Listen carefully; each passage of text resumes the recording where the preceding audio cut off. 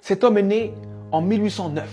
En 1816, à 7 ans, forcé à travailler parce qu'on est en train d'expulser sa famille. En 1818, il perd sa mère. En 1828, il perd sa sœur. En 1831, il lance son premier business et il fait faillite. En 1832, il se présente aux élections législatives. Il perd. En 1833, il emprunte de nouveau de l'argent pour créer un business qu'il lance et qui fait faillite encore. En 1835, il rencontre une femme merveilleuse, il tombe amoureux d'elle, il se fiance et elle meurt. En 1836, il rentre dans une période sombre de sa vie, il rentre dans une dépression profonde.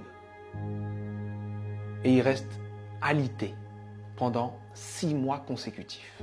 Mais il se relève. Il se relève et cette même année, 1836, il se représente aux élections législatives et il perd de nouveau. En 1840, il se présente pour être électeur. Il perd. Et en 1842, il rencontre la femme avec qui il va finir sa vie, sa femme. Il tombe amoureux, il se fiance, il se marie et elle lui donne 4 enfants. Et il en perd 3. En 1843, il se présente au Congrès et il perd. En 1845, il se présente de nouveau au Congrès et il perd de nouveau. En 1850, son fils meurt. En 1854, il se présente au Sénat, il perd. En 1956, il se présente pour être vice-président. Il n'a même pas 100 voix. En 1958, il se présente de nouveau au Sénat et il perd de nouveau. Et en 1960, Abraham Lincoln est élu président des États-Unis d'Amérique. Et il fait 2 mandats exceptionnels qui font de lui l'un des présidents les plus respectés et les plus impactants de l'histoire des États-Unis. C'était important que je te raconte cette histoire. C'était important que je te raconte cette histoire parce que on voit le héros, mais on ne voit pas les coulisses de la réussite. Il faut que tu acceptes les coulisses de ta réussite.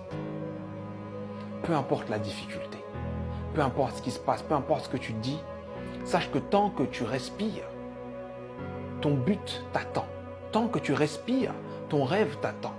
Et je vais te dire une chose que je veux que tu gardes dans ta tête et dans ton cœur le plus longtemps possible et que tu te répètes le plus souvent possible. Les épreuves que tu trouves sur ton parcours sont adaptées à ton potentiel. Les petits potentiels ont de petites épreuves. Les gros potentiels ont de grosses épreuves. On peut tous, dans nos vies, prendre des feuilles, noter les dates des moments les moins drôles de nos vies, les moments les plus difficiles de nos vies, et faire une liste comme celle que je viens de faire pour Abraham Lincoln. Mais sincèrement, je pense que Abraham Lincoln faisait l'inverse. Pour avancer dans les coulisses de la réussite, pour avancer face à toutes ces épreuves, il faut se focaliser sur ce qu'il y a de bon, de positif et ce qui nous donne envie d'avancer. Donc, je sais que ça peut être dur d'être au cœur de la tourmente, ça peut être dur de perdre des gens, de faire face à l'échec encore et encore et encore.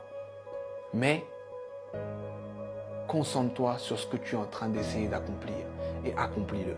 Et je peux te garantir que parce que tu es passé par là, tu as changé l'ampleur, le sens et le goût de ta réussite.